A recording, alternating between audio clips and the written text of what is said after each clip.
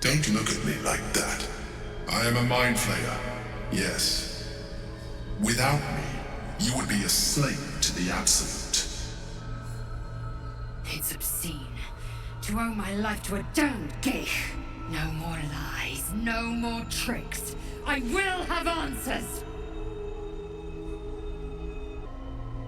You may call me the Emperor. An adventurer.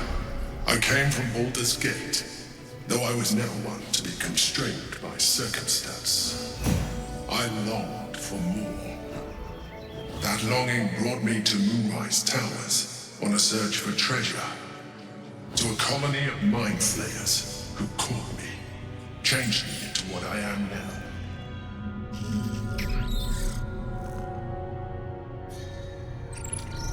For years, I served the Elder Brain, the one you know as the Absolute. I was a thrall like any other, but I was fortunate. I broke free and started a new life in my old city. I sustained myself on criminals, unglamorous, but there are plenty of them, rarely missed, and they fueled me while I did my work. I had the good fortune to meet Duke Stillmain.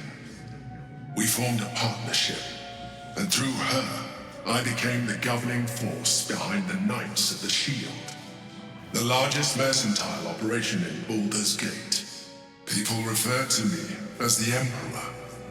Such was my influence, though of course they had no idea what I really was. My needs were sated. I was happy for a while, until my true nature was discovered by the tyrant himself, Lord Gortash. He tore me from my home and brought me back to the Brain, where I became a slave once again. A slave he continued to call the Emperor. The name was intended as a slight, to remind me of the heights from which I fell. But I have grown fond of it. It encapsulates well who I've become.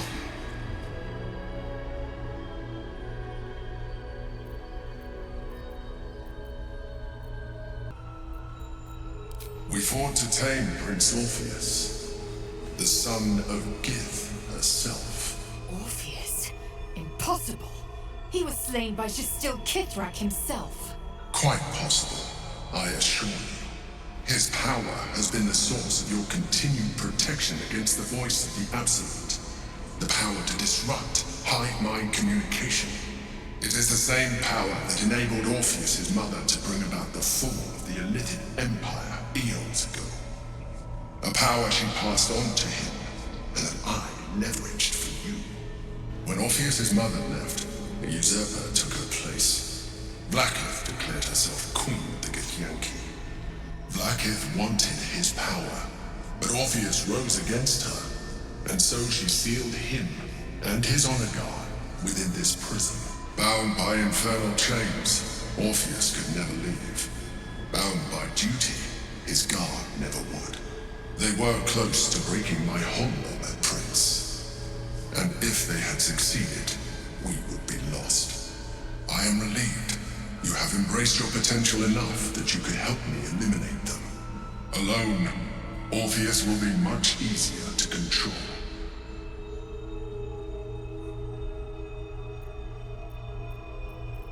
No. Gortash sent me on a mission to retrieve the astral prison.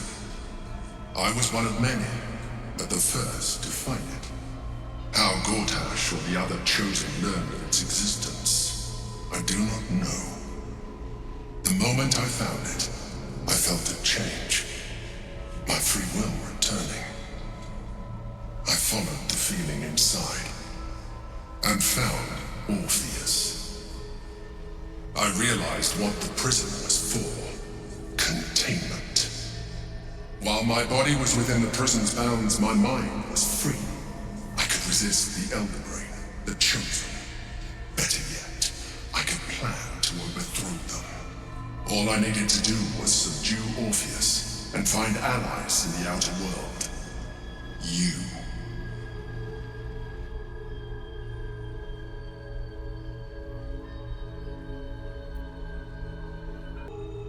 Most certainly Orpheus. He is a threat to her reign. Some Githyanki still revere him in defiance of their teachings. Blackith was safe as long as they believed him to be dead. But as you can see, he is very much alive. I don't understand. The histories claim the prince was burned to ash in the skies. Your histories are fabrications. The prince was not killed. As you can very well see, he was in prison. She kept him this way because she was reluctant to eradicate such power. Power that she might one day wish to take from him.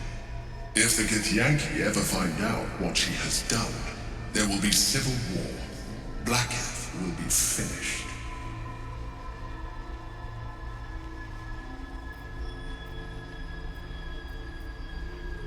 Time when that is necessary. But there is no guarantee that his power would survive his passing. The risk is too great. The moment his protection is gone, you would become enthralled to the Elder Brain, just as I would. We may look different, but to the Elder Brain we are already the same. Thralls in its design.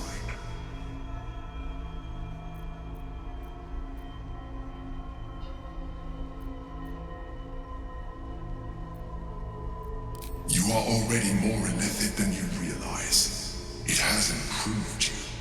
You seek to reverse an inevitable process. A process of evolution. When I first escaped from the Elder Brain, I too railed against the change. But the longer I have inhabited this form, the more it has grown on me. Even if my original body remained intact after I transformed, I would not return to it. Doing so would only impose limitations. As an illithid, I have far surpassed who I ever was before. You too should embrace this change.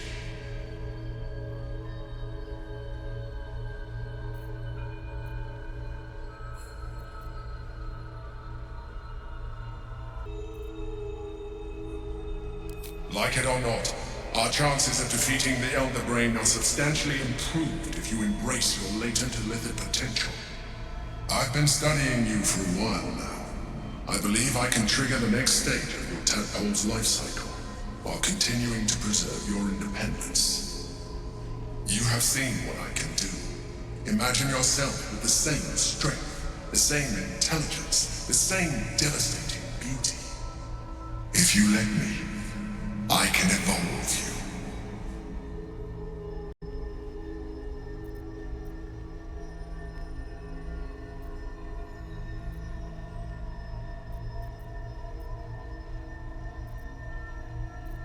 The answer is twofold.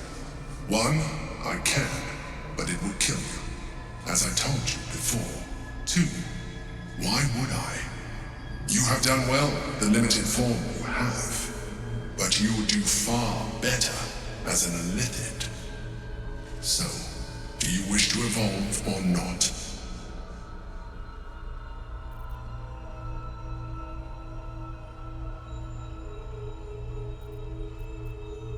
I understand.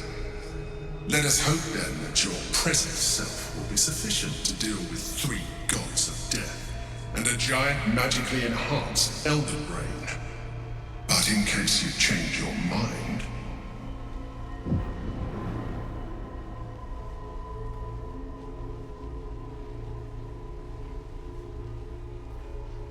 look after it. Use it when you're ready to evolve. You or your allies. It has vitality enough for you all, but we mustn't lose focus. We need to resume our journey. You heard the Chosen. The Brain has gone to the city, and the army marches to follow. We must not let them reach it. We must find the Brain, and bring it under our control.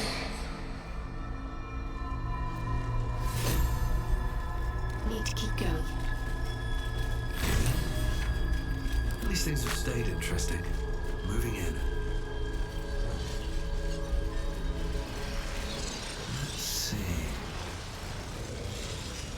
The orb hums with cerebral magic, permeable but impenetrable. Within it, the Githyanki prince is as silent as a corpse, Have to wait. but the murmur of his powers being siphoned away. Consider using the tadpole. Your evolution will be a benefit to it.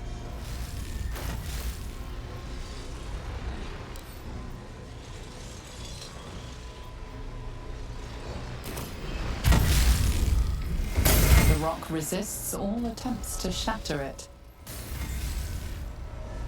The orb hums with cerebral magic, permeable but impenetrable. Within it, the Githyanki prince is as silent as a corpse. So tired. How do people do this all day?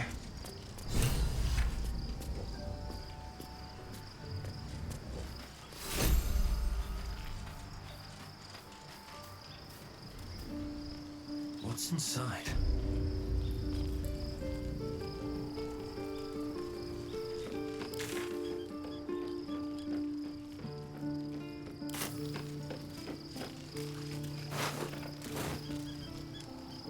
I need a moment for the two of us. So, there's been a mind flayer inside the artifact, or astral prism, the whole time we've had it. Sounds like utter madness, even though I've seen it with my own eyes. The more I learn, the less I understand just why I was sent to retrieve that thing. But it matters little now. I do not serve Shah anymore, nor the Mother Superior. The prism is no longer my mission. Saving my parents is. But I digress. Did you want something?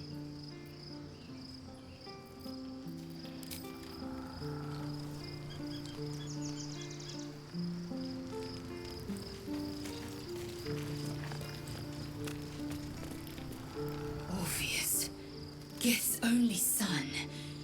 He lives. It is...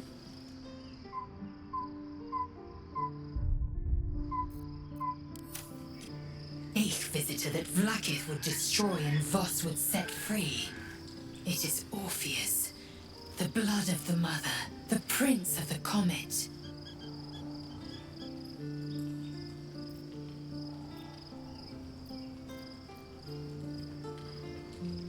Listen close.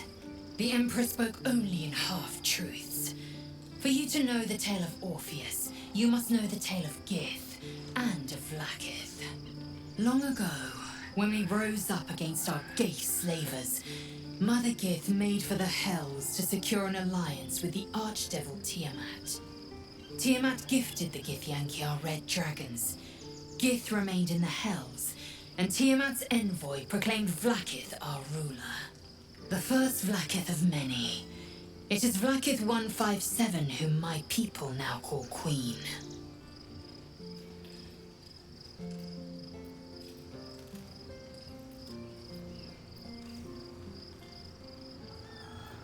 Our current Vlaakith has claimed undeath and reigned for 1,000 years. But it was the first whom Orpheus tried to slay. Orpheus is Gith's only son.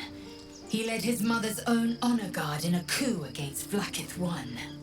It was Kithrak Voss himself who slayed the prince in vicious battle, or so the Varshas teach us. Yet the Prince of the Comet's been with us, subdued by that repugnant illithid. Should Orpheus go free, he would tear Vlaakith's empire to pieces and build new glory from the scraps.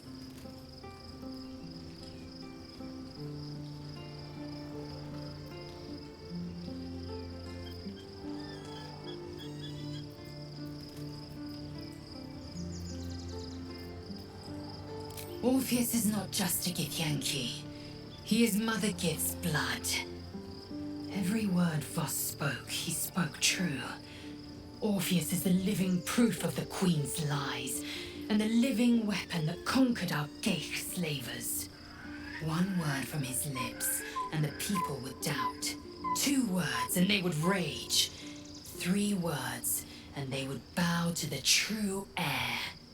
If the Githyanki are to be free, the Prince of the Comet must lead the way.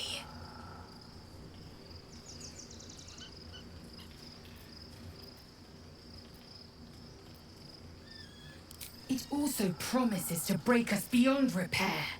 This ossified parasite does not make us more, but less. There will be ice where once there was fire. There will be a void where our souls once resided.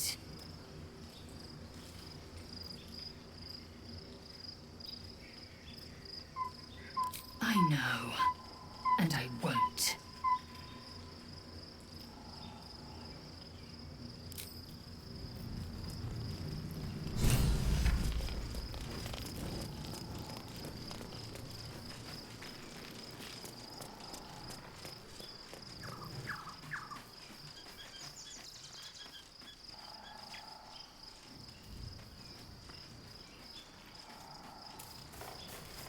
So, we owe our lack of tentacles to one of the very creatures that kidnapped us.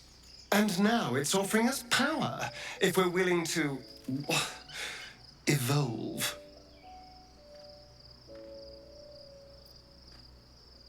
We both know what it is capable of, but I'm not touching it.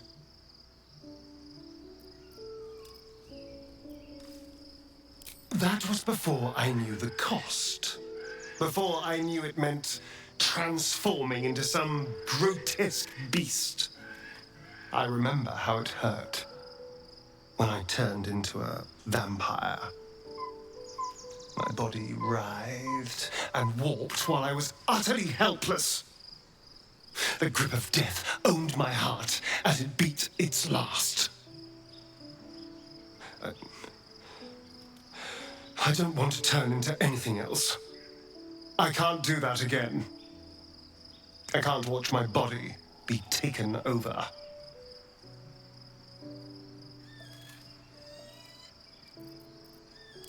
I am not. I just don't want to lose my God's given good looks, really. Wouldn't that be a crime?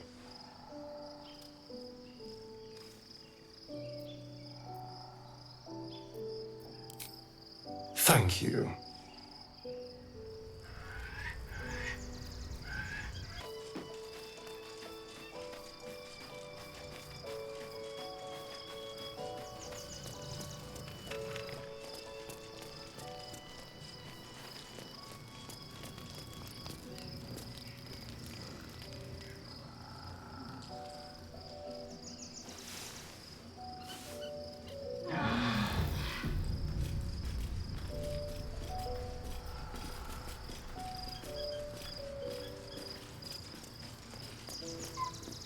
Love Shadowheart's new look.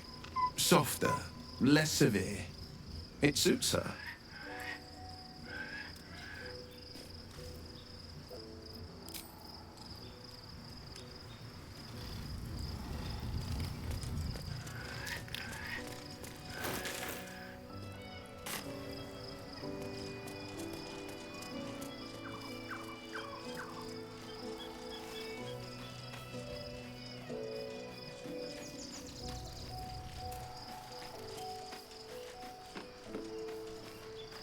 There's no more radiant sight than that of someone who's learned to love themselves anew. Shadowed in name, but no longer in spirit. It suits her.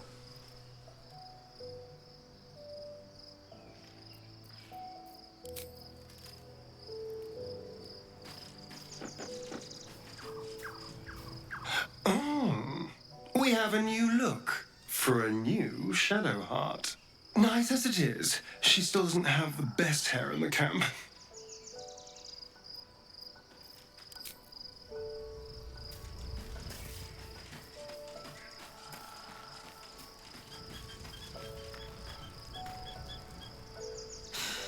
Gods.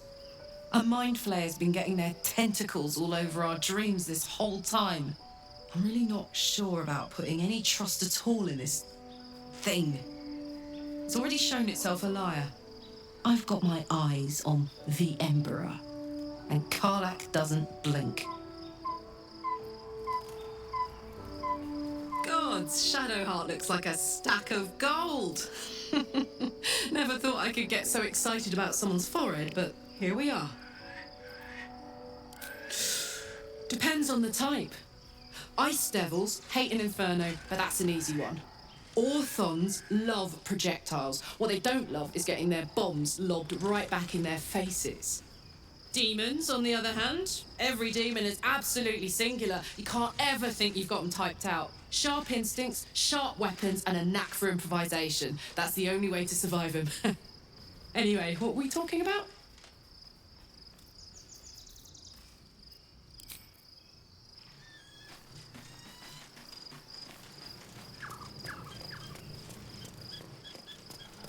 Incroyable, elle a des cheveux blancs. Depuis quand? Hein? Ah. Incroyable. J'aime beaucoup. Be honest. What do you think of the new look?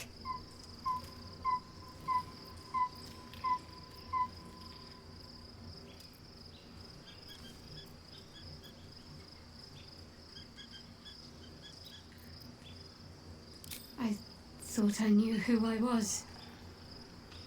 But I was wrong. I do not belong to Shah. And I do not want to be adorned like one of her puppets any longer. The hair is just a gesture, true. But everything has a first step.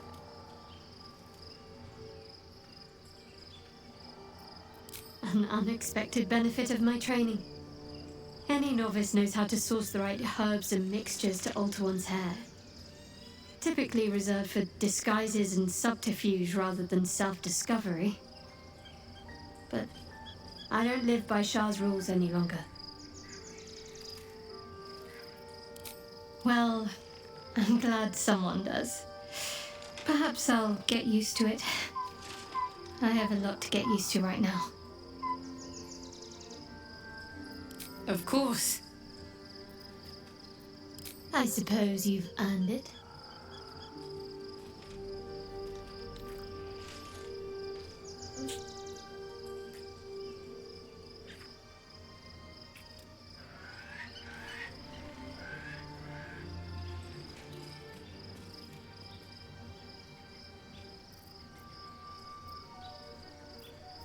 Not sure what to feel.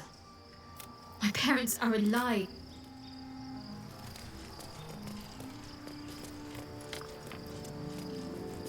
Something is different about Shadowheart. New facial creases, perhaps. A fresh battle scar I hadn't noticed. Bah, it eludes me.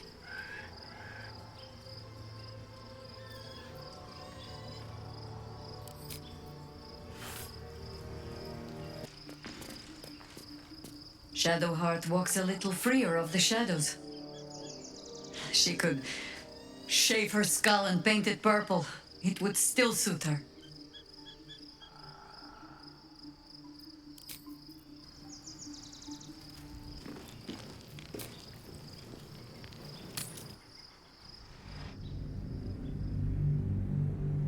Must find where Gortash and Orin have established themselves and take their nether stones.